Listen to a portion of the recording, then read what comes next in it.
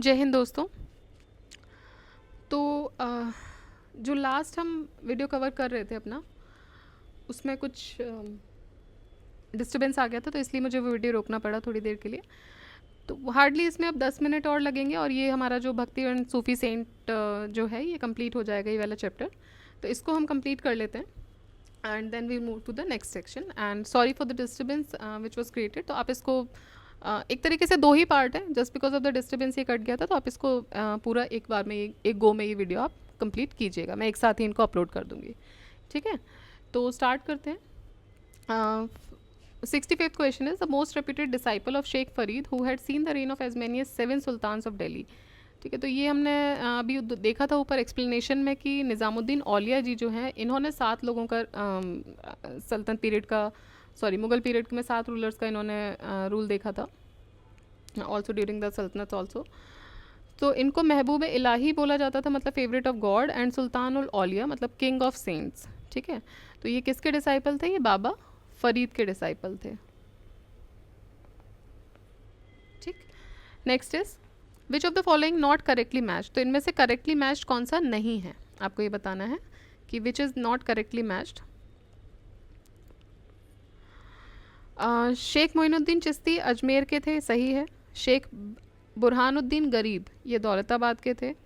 शेख निज़ामुद्दीन औलिया ये मुल्तान के नहीं थे, ये हमने अभी देखा, ये कहाँ के थे? दिल्ली के थे।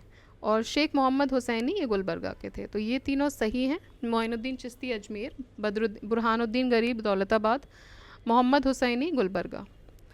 तो शेख निज़ामुद्दीन औलिया एक फेमस सूफ़ी सेंट हैं चिश्ती ऑर्डर के, एंड इनको महबूब इलाही भी बोला जाता है। ये बदायूं में पैदा हुए थे। इनिशियली वो बाबा फ़रीद के साथ रहते थे अजोधन पाकिस्तान में, बाद में वो दिल्ली शिफ्ट हो गए थे। और उनकी जो श्राइन है निज़ामुद्दीन औलिया जी की, वो दिल्ली में ही लोकेटेड है, और वो सूफ़ी ऑर्डर का एक बहुत ही पायस प्लेस भी माना जाता है। ठीक, the thought of which of the following Sufi saint have been incorporated in the religious book incorporated, okay 2 बार ये हो गया है, in the religious book of Adi Granth of Sikh. तो जो आदि ग्रंथ है उसमें किसकी रिलीजियस टीचिंग्स या किसके बारे में किन की टीचिंग्स के कुछ वर्सेस उसमें लिखे हुए हैं, तो वो हैं फरीदुद्दीन गंज शिखर। देखिए आपको याद होगा, अभी हमने जो जस्ट लास्ट वीडियो था उसी में हमने डिस्कस किया था कि बाबा फरीद के कुछ जो वर्सेस हैं वो उसमें लिखे हुए हैं, और ये जो नाम है ये बाबा फरीद का ही नाम है, फरीदुद्दीन गंज ए शक्र। तो शेख फरीदुद्दीन गंज शक्र ये चिश्ती ऑर्डर के सेंट थे, और ये इनको बाबा फरीद के नाम से भी जानते हैं। इन्होंने इंपॉर्टेंट रोल प्ले किया था इन प्रमोटिंग द चिश्ती सिलसिला इन इंडिया, और उनका जो इम्पोर्टेंट कंट्रीब्यूशन रहा है वो रहा है उनके कुछ कॉम्पोजिशंस जो कि गुरु ग्रंथ साहिब में या आदि ग्रंथ में कंपाइल किए गए हैं। और ये बलबन के सन इन लॉ भी थे। ये जो बाबा फरीद थे ये बलबन के सन इन लॉ भी रहे हैं। ठीक है, हंसी एंड अजोधन ये इनकी एक्टिविटीज़ के कुछ सेंटर्स हैं। अजोधन अभी हमने ऊपर देखा, ये पाकिस्तान वाला रीजन है। तो ये इनके सेंटर ऑफ एक्टिविटीज़ इनकी रही हैं। ठीक है, next the famous saint Sheikh Salim Chishti lived in. तो सलीम चिश्ती जो थे वो कहाँ रहते थे? वो फ़तेहपुर सीकरी में रहते थे। The famous saint Sheikh Salim Chishti ये फ़तेहपुर सीकरी में रहते थे। तो सलीम चिश्ती जो हैं वो नोटवर्दी हैं सूफ़ी सेक्ट में। He was the son of Sheikh Bahauddin, और ये अरब में रहे थे बहुत लंबे समय तक, और उनको शेखुल हिंद का टाइटल भी मिला था। अरब से लौटने के बाद इन्होंने सीकरी में रहना शुरू किया, जो कि आगरा से कुछ 36 किलोमीटर दूर है, and which was later developed as Fatehpur Sikri. उसको इस सीकरी को बाद में फ़तेहपुर सीकरी के नाम से मतलब डेवलप हुआ। ये अकबर के टाइम फ़तेहपुर मतलब फ़तेह किया, जीता उसको, तो उसको फ़तेहपुर सीकरी का नाम दिया। और ये माना जाता है कि जहांगीर जो थे वो शेख सलीम चिश्ती के आशीर्वाद से ही वो पैदा हुए थे, इसलिए उनको सलीम भी बोलते थे जहांगीर को। जो फेमस जो उनका नाम हिस्ट्री में जो लिखा हुआ है वो सलीम के नाम से भी है। ठीक है, तो ये पूरी स्टोरी है उनकी कि जो अकबर थे वो उनकी ब्लेसिंग्स लेने के लिए वहाँ गए थे, और उन्हीं की ब्लेसिंग की वजह से शेख सलीम चिश्ती जो है उनका जन्म हुआ था। Then who among the following was given the title of Sheikh ul Hind. अभी जस्ट हमने देखा शेख उल हिंद का टाइटल किसको मिला है? शेख सलीम चिश्ती को। शेख उल हिंद, ठीक है, 2 टाइटल्स अभी अब तक हमने पढ़े हैं, एक तो महबूब इलाही और सुल्तान उल औलिया। ये दोनों ही टाइटल निज़ामुद्दीन जी को मिले हैं, निज़ामुद्दीन औलिया को। और उसके अलावा दूसरा है शेख उल हिंद। तो शेखुल हिंद जो टाइटल है वो शेख सलीम चिश्ती जी को मिला है। ठीक है, नेक्स्ट आपको मैच करना है लिस्ट 1 लिस्ट 2 से। तो ख्वाजा मोइनुद्दीन चिश्ती कौन, अच्छा इनके ऑर्डर्स मैच करने हैं बेसिकली। ख्वाजा मोइनुद्दीन चिश्ती, तो ये इजी हो रहा है, चिश्ती हैं तो चिश्तिया सिलसिले से ये बिलोंग कर रहे हैं। ये तो हो गया हमारे लिए इजी, चिश्ती जो हो गए हैं वो चिश्तिया सिलसिले के हो गए। शेख अहमद सरहिंदी, शेख अहमद सरहिंदी जो हैं वो नक्शबंदिया ऑर्डर के थे। फिर दारा शिको का बहुत फेमस ऑर्डर रहा है, आप आगे भी पढ़ेंगे जब हम मुगल्स पढ़ेंगे तब। तो दारा शिको जो थे वो कदरिया सेक्ट को बिलोंग करते थे या ऑर्डर को बिलोंग करते थे। और शेख शहाबुद्दीन तो ये सोहरावर्दिया को करते थे। ठीक है, ये सोहरावर्दिया ऑर्डर को बिलोंग करते थे। शेख बहाउद्दीन ज़कारिया जो थे वो किस सेक्ट को बिलोंग करते थे? शेख बहाउद्दीन ज़कारिया तो ये बिलोंग करते थे सोहरावर्दी ऑर्डर को। शेख सहाबुद्दीन हमने पढ़ा और शेख बहाउद्दीन ज़कारिया स्टार्टेड सोहरावर्दी सेक्ट, इन्होंने ही शुरू किया था सोहरावर्दी सेक्ट इंडिया में। और शेख सदर उद्दीन अरिफ, शेख रखुद्दीन अब्दुल फ़तेह और शेख जलालुद्दीन सुर्ख ये एसोसिएटेड थे सूफ़ी सेक्ट से। ठीक है, तो ये जो है शेख बहाउद्दीन ज़कारिया जी ये बिलोंग करते थे सोहरावर्दी सेक्ट से, इन्होंने ही सोहरावर्दी सेक्ट को इनिशिएट किया था। Next is with reference to Sufism in Indian history consider the following statements. Sheikh Ahmad Sirhindi was a contemporary of Ibrahim Lodi. Sheikh Nasiruddin Chirag Dehlavi ये डिसाइपल थे निज़ामुद्दीन औलिया के, ये सही है। औरंगज़ेब कंटेम्प्रेरी थे शेख सलीम चिश्ती के, नहीं हमने अभी देखा शेख सलीम चिश्ती की ब्लेसिंग से जो थे वो उनके दादाजी पैदा हुए थे, मतलब कि जहांगीर। ठीक है, औरंगज़ेब के बाद शाहजहाँ हुए, शाहजहाँ के बेटे थे औरंगज़ेब, तो इनके दादाजी पैदा हुए थे, तो औरंगज़ेब के तो ये नहीं हो सकते contemporary. Qadri order of Sufis was first introduced in India by Sheikh Niyamatullah and Makhdoom Mohammad Jilani. हाँ, कादरी ऑर्डर जिलानी लेकर आए थे, तो ये वाला जो है ये सही होगा। ठीक है, एलिमिनेशन लगा लिया कीजिए, जैसे कि अभी मैं पढ़ रही हूँ आपके साथ ही, तो इसमें ये याद नहीं है, बट हाँ जिलानी जी ने कादरिया ऑर्डर इंट्रोड्यूस किया था, ये कहीं ना कहीं मेमोरी में है, तो उससे एक एलिमिनेशन थोड़ा सा इजी हो जाता है। चिराग दहलवी की भी एक स्टोरी है, तो वो बहुत फेमस डिसाइपल थे औलिया जी के, तो ये भी इस तरीके से एलिमिनेट हो गया। औरंगज़ेब हमने इसलिए कर लिया क्योंकि ये थे इनके दादाजी के टाइम के, और अगर ये नहीं भी पता है तो ऑप्शन से एलिमिनेट हो सकता है, जैसे 2 और 4 इसमें ऑप्शन दिया है तो उससे एलिमिनेशन हो सकती है। ठीक है, तो शेख अहमद सरहिंदी को मुजाद्दिद अलिफ सानी भी बोलते थे, ये फेमस सेंट थे नक्शबंदी ऑर्डर के, और ये अकबर और जहांगीर के कंटेम्प्रेरी रहे हैं। इन्होंने पॉजिटिव फ़िलासफ़ी वहादतुल शुहद की फ़िलासफ़ी दी थी over the mystic philosophy of God. Sheikh Nasiruddin Chirag Dehlavi was one of the chief disciple of Khwaja Nizamuddin Auliya. इन्होंने इनकी टीचिंग्स ही preach the teachings of his पीर but he could not be as generous at him. तो ये इनके डिसाइपल ज़रूर थे, इनकी टीचिंग्स भी इन्होंने लोगों को बताई, लेकिन इनकी तरह जनरस नहीं थे ये बहुत उतने ज़्यादा। जैसे बाबा फरीद और बाबा फरीद के डिसाइपल निज़ामुद्दीन औलिया दोनों ही बहुत जनरस नेचर के थे, बट ये इतने जनरस नहीं थे। साथ ही अकबर जो थे वो कंटेम्प्रेरी थे शेख सलीम चिश्ती के। Sheikh Moinuddin Qadir Jilani of Baghdad, he was the first founder of Qadri sect. Then he is counted among the great saints of Islam. Niyamatullah and Makhdoom Mohammad Jilani, इन्होंने ये जो सेक्ट था इसके बारे में प्रीचिंग्स दी थी इंडिया में 15th सेंचुरी में। एंड मखदूम जिलानी जो थे he made Uchh his centre for education. Uchh is a place जिसको इन्होंने सेंटर फॉर एजुकेशन भी बनाया था। ठीक है, next is the most Orthodox Sufi order was, तो इन सब में सबसे ऑर्थोडॉक्स सूफ़ी ऑर्डर कौन सा था? ये था नक्शबंदी। बहाउद्दीन नक्शबंदी बुखारी, इन्होंने सूफ़ी नक्शबंदी ऑर्डर के फाउंडर रहे हैं ये 14th सेंचुरी में, और ये पॉपुलर हुआ इंडिया में बाबर के द्वारा। Insistence on rigid adherence to Shariat and nurturing love for profit was the essence of his order. According to Jharkhand public service commission B इसका आंसर था सोहरावर्दी, बट जो अप्रोप्रिएट इनमें से होगा वो नक्शबंदी होगा, बिकॉज बाबर ने इसको यहाँ पे बहुत ही पॉपुलर बनाया और थोड़ा सा ऑर्थोडॉक्सिसिटी पे था। ठीक है, who of the following saints were Sufi, इनमें से सूफ़ी कौन कौन थे? तो देखिए निज़ामुद्दीन औलिया को अगर हम एलिमिनेट करें 2 एंड 3, तो हाँ देखिए 2 एंड 3 इसका आंसर है, ठीक है, सी इज़ द आंसर। तो ये बोल रहे हैं ख्वाजा निज़ामुद्दीन मोइनुद्दीन और मोइनुद्दीन चिश्ती, ये सेंट्स थे चिश्ती ऑर्डर के। रसखान तो देखिए, रसखान तो कवि रहे हैं, ये तो नहीं है चिश्ती ऑर्डर सूफ़ी ऑर्डर के। रहीम भी नहीं है, ठीक है। दिस इज़ यूपी लोअर 1998 का क्वेश्चन है, ठीक है। तो ख्वाजा निज़ामुद्दीन एंड मोइनुद्दीन चिश्ती, ये जो सेंट्स थे ये चिश्ती ऑर्डर के थे। They was first preached in India by Khwaja Moinuddin Chishti and he made Ajmer centre of his activities.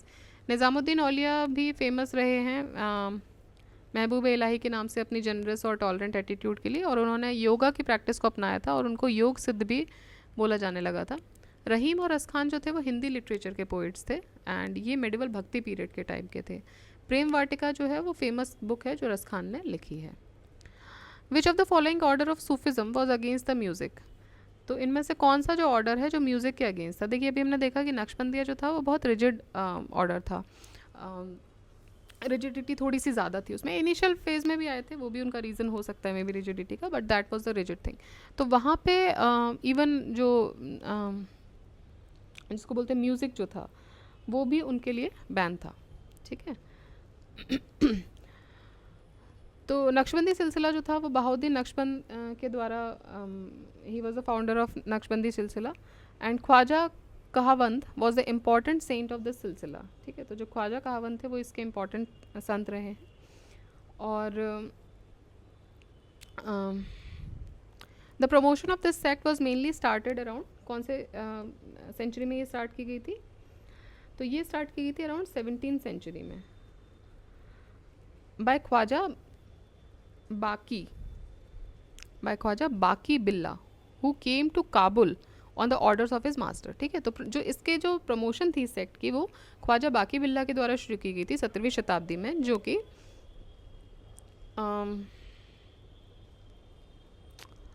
आए थे यहाँ। एक बार दोबारा से इसको देख लेते हैं, कुछ तो इसमें कन्फ्यूजन हो रही है। नक्शबंदी सिलसिला को बहाउद्दीन नक्शबंद ने शुरुआत की 14वीं शताब्दी 14th सेंचुरी में। दैन ख्वाजा कहवंद ये इंपॉर्टेंट संत थे इस सिलसिले के, जो कि इंडिया आए थे और उन्होंने कश्मीर को अपनी मतलब जो भी इनकी एक्टिविटीज़ थी वो कश्मीर में रही थी ज़्यादातर। फिर इसके बाद इसका जो प्रमोशन हुआ इस सेक्ट का वो 17वीं शताब्दी के आसपास ज़्यादा हुआ, किसके द्वारा, ख्वाजा बाकी बिल्ला के द्वारा, जो कि काबुल आए अपने मास्टर के ऑर्डर पे। देन शेख अहमद सरहिंदी, जिनको मुजादिद भी बोलते हैं, मतलब कि रिफॉर्मर ऑफ इस्लाम, ये भी इनके डिसाइपल थे एंड ही प्रोपाउंडेड वजादत उल शुहद, मतलब positivist philosophy which was against the order of समा। तो कि इन्होंने जो ये फ़िलासफ़ी दी थी पॉजिटिविस्ट फ़िलासफ़ी वजादत उल शुहद की, ये समा के अगेंस्ट थी। समा मतलब म्यूज़िक, या फिर आपने सुना होगा मौसीकी भी बोलते हैं म्यूज़िक को, तो ये इसके अगेंस्ट थी। It was the most radical order again among the Sufis. He also oppose the liberal policies of Akbar, तो जो अकबर की लिबरल पॉलिसीज़ थी उसको भी इन्होंने अपोज किया। And Aurangzeb was a follower of this Sufi order, ठीक है। तो औरंगज़ेब इसी को मानता था, इस सूफ़ी ऑर्डर को मानता था, इसीलिए उसके टाइम पे जो ये जो एक्टिविटीज़ थी, डेवलपमेंटल एक्टिविटीज़, म्यूज़िक हो गया, पेंटिंग्स हो गई, ये उतनी फ्लरिश नहीं हुई थी। From the given pairs identify the incorrect pair.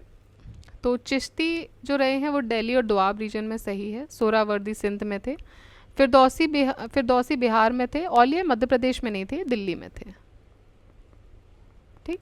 तो औलिया जो थे वो दिल्ली में थे और सराउंडिंग एरियाज़ में, जबकि सोहरावर्दी औलिया जो था वो सिंध में था। फिरदौसी चिश्ती ये इनका डोमिनियन था बिहार में। Auliya is not any order although but title given to Nizamuddin the famous saint of Delhi. The dominion of Nizamuddin Auliya existed in Delhi, ठीक। Next, among the following Chishti saints is known as Chirag Delhi. तो चिराग दिल्ली किसको बोलते थे, नसरुद्दीन को। शेख नसरुद्दीन मोहम्मद जो थे, जो निज़ामुद्दीन औलिया के डिसाइपल थे, उनको टाइटल मिला था चिराग दिल्ली का। Sheikh Nasiruddin Mahmud sorry. Which of the following Sufis regarded Krishna among the Auliyas. तो ये थे शाह मोहम्मद गौस। जो शाह मोहम्मद गौस थे, इन्होंने एक्सेप्ट किया था लॉर्ड कृष्णा को एज औलिया, मतलब ये कृष्ण को जो हम कृष्ण को जो मानते हैं उसको इन्होंने बोला था कि ये जो औलियाज होते हैं he is similar to Krishna, ठीक है. So he was the most famous saint of Shatari order. He had a close relationship with Mughal Emperor Humayun and Tansen, and he expressed his spiritual quest in Jawahir-e-Khamsa. He translated Amrit Kund of Hat Yog by the name of Bahar ul Hayat. Shattari saints tried to bring about reconciliation between Muslims and Hindu. तो शतारी किसके लिए famous है? ये famous थे about the reconciliation between Muslim and Hindus by showing the equality in the religious ideas and practices. तो वो ये दिखाना चाह रहे थे, मतलब ये चाहते थे कि कंसोलिडेशन हो जाए, बहुत ही ज़्यादा डिफरेंस के साथ ना रहें, क्योंकि हमको एक ही जगह रहना है. और वो ये भी कहते थे कि भाई जो आप इधर लेट्स से कि हिंदूज हम लोग कृष्ण को मान रहे हैं या किसी और भगवान को, तो उनकी सिमिलैरिटी वो उधर दिखा रहे थे, तो कंसोलिडेशन वो चाहते थे. ठीक है. Next is given below are the two statements, one is labelled as assertion and the other is reason. आपको बताना है कि ये सही कौन सा है इनमें से. Many Sanskrit works on music were translated into Persian during the medieval period. तो बहुत सारा जो संस्कृत लिटरेचर पे जो काम हुआ है वो ट्रांसलेट हुआ था पर्शियन में मिडिवल पीरियड में. स्टेटमेंट है. रीज़न इसका बोल रहे हैं कि जो अर्ली चिश्ती सूफीज़ थे वो म्यूज़िकल असेंबलीज के बहुत ज़्यादा, they were very fond of musical assemblies, जिनको समा बांध दिया. जो अभी जो हम वर्ड यूज़ करते हैं वो तब का वर्ड है कि जब आप एक साथ किसी असेंबली में बहुत सारे लोग बैठे और म्यूज़िक चल रहा है तो समा होता था वो. ठीक है. मौसीकी जो चल रही है तो मौसीकी से समा बंध गया था. तो ये इसका इन्होंने रीज़न दिया है. तो भाई दोनों ही सही हैं. ये बात ठीक है कि वो म्यूज़िकल असेंबलीज़ को बहुत ज़्यादा they were very fond of this. Also बहुत सारे संस्कृत वर्क को पर्शियन में, लेकिन ये इसका रीज़न नहीं है. ठीक है. तो बी इसका आंसर होगा. जैसे आपने देखा होगा जोधा अकबर जो मूवी है, तो there is a song Khwaja मेरे ख्वाजा, या फिर कुन फाया कुन. इसका तो शूटिंग भी इवन निज़ामुद्दीन औलिया की दरगाह पर ही हुई है दिल्ली में. तो यहाँ पे ये इनका मानना ये था कि म्यूज़िक जो है वो ईश्वर की तरफ लेके जा रहा है आपको, वो डिवोशन है उनकी तरफ. ठीक है. तो म्यूज़िक को यहाँ पे बहुत प्रायोरिटी दी गई थी इन सेक्ट्स में. तो बहुत सारा संस्कृत वर्क हमने देखा कि किया गया था translate, and translation of these Sanskrit books into Persian was possible due to the interest of rulers. Mahmud of Ghaznavi took many books with himself to Ghazni, and Firoz Shah Tughlaq and Sikandar Lodi, उन्होंने भी बहुत वेरियस एरियाज लिखे थे स्पेशली इन संस्कृत, और उनको ट्रांसलेट किया पर्शियन में. बाद में फिर मुग़ल एम्परर्स भी आए जिन्होंने बहुत सारी बुक्स को ट्रांसलेट किया संस्कृत की पर्शियन में. देयरफॉर ये क्लियर है कि स्टेटमेंट जो है उस टाइम का ये सही बोल रहा है कि बहुत सारी जो बुक्स लिटरेचर जो यहाँ का था उसको पर्शियन में ट्रांसलेट किया गया था. और समा वॉज द म्यूज़िक असेंबली. चिश्तीज़ जो थे वो सपोर्टर थे म्यूज़िक के, और म्यूज़िक को एक मीडियम मानते थे to reach the Allah. Hence it is clear that reason is also true, but reason उसको करेक्ट इंटरप्रिटेशन नहीं दे रहा है. ठीक है. Next, which of the following is not related to Sufism. इनमें से सूफिज़म से रिलेटेड कौन नहीं है? तो उलेमास नहीं है. उलेमास थोड़े से रिजिड, जो अभी भी किसी भी रिलीजियस सेक्ट के जो बहुत रिजिड लोग होते हैं उनको हम कोई ना कोई टर्म देते हैं. उसी तरह तो मुस्लिम्स में उनको टर्म दिया गया था उलेमास का. ठीक है. बाकी खानका, समा और शेख ये जो है ये सूफिज़म से रिलेटेड थे. खानका जो होती थी that is a place actually. Khanqah is not any designation. वो एक प्लेस होती थी रेजिडेंस की, यहाँ पे सूफी सेंट्स रहते थे. समा तो हमने अभी देखा कि असेंबली होती थी ऑफ म्यूज़िक. शेख जो था वो ऑथराइज पर्सन था जो कि एजुकेशन और गाइडेंस देता था सूफिज़म में. इसलिए हम देखते हैं शेख निज़ामुद्दीन औलिया, शेख मोइनुद्दीन चिश्ती, तो वो एक प्रीचर हैं वो. और उलेमास जो थे वो स्कॉलरली पर्सन होते थे जो रिलीजियस लॉज के बारे में बात करते थे ऑफ इस्लाम. तो वो जो थे वो सूफिज़म से रिलेटेड नहीं थे. Next, Prem Vatika poems on the life of Krishna was composed by. तो प्रेम वाटिका लिखी थी रस खान ने. रस खान जो थे वो पोइट थे, भक्ति पीरियड के थे, मिडिवल पीरियड के, और वो लॉर्ड कृष्णा को के फॉलोअर थे. ये 1548 के अराउंड इनका जन्म हुआ था. इनका रियल नेम सैयद इब्राहिम था. प्रेम वाटिका एक पोइट्री है, टेक्स्ट है जो कि रिटन है किसमें, ब्रज लैंग्वेज में लिखा है इन्होंने, ब्रज भाषा में लिखा है रस खान ने. और इन्होंने कृष्णा की लाइफ को इस टेक्स्ट में दिखाया है. Sujan Ras Khan is also one of the famous text written by Ras Khan. Who of the following is not associated with bhakti movement. तो इनमें से कौन एसोसिएटेड नहीं है? तो अमीर खुसरो एसोसिएटेड नहीं है. ठीक है. तो अमीर खुसरो का जो फुल नेम है वो है अब्दुल हसन यमीनुद्दीन खुसरो, और ये पोइट रहे हैं, स्कॉलर रहे हैं अपने टाइम के, and he was not related to Bhakti movement. Qiran us सदैन, मिफ्ताउल Futuh, नू सिफिर, अशिका, तुगलकनामा और खजानुल फुतू, ये कुछ मेन टेक्स्ट हैं जो कि कंपोज किए हैं इन्होंने. चैतन्य महाप्रभु जो थे ही फाउंडेड मध्य गौड़ीय सेक्ट। गुरु नानक जो थे वो खत्री फैमिली में पैदा हुए थे पंजाब में, और he imagine the shapeless form of god, निर्गुण भगवान को इन्होंने माना था। वल्लभाचार्य जो थे वो कृष्ण मार्गी ब्रांच के दूसरे संत थे, ठीक है, वल्लभाचार्य। नेक्स्ट, हु कंपोज्ड बारह मासा। बारह मासा किसने कंपोज किया था? तो ये कंपोज किया था मलिक मोहम्मद जायसी, जो कि फेमस है किसके लिए? पद्मावत के लिए भी, ठीक है। मलिक मोहम्मद जायसी, इन्होंने बारह मासा लिखी थी। बारह मासा, पद्मावत, अखरावत, आखिरी कलाम, ये कुछ टेक्स्ट हैं जो मलिक मोहम्मद जायसी जी के द्वारा लिखे गए थे। पद्मावत का एक इम्पॉर्टेंट प्लेस है हिंदी लिटरेचर में भी। बारह मासा जो है वो पद्मावत का ही एक पार्ट है। Every year a fair is held at the tomb of famous Sufi saint Haji Waris Ali Shah. कहाँ पर होता है ये? तो ये होता है देवा शरीफ में, तो जो कि सिचुएटेड है at Dewa Sharif, which is situated 12 kilometres away from Barabanki. तो उत्तर प्रदेश का जो बाराबांकी है वहाँ से 12 किलोमीटर दूर देवा शरीफ एक जगह है, वहाँ पे इनका हर साल एक फेयर ऑर्गेनाइज किया जाता है, ठीक है, हाजी वारिस अली शाह जी का। The birth place of Chishti.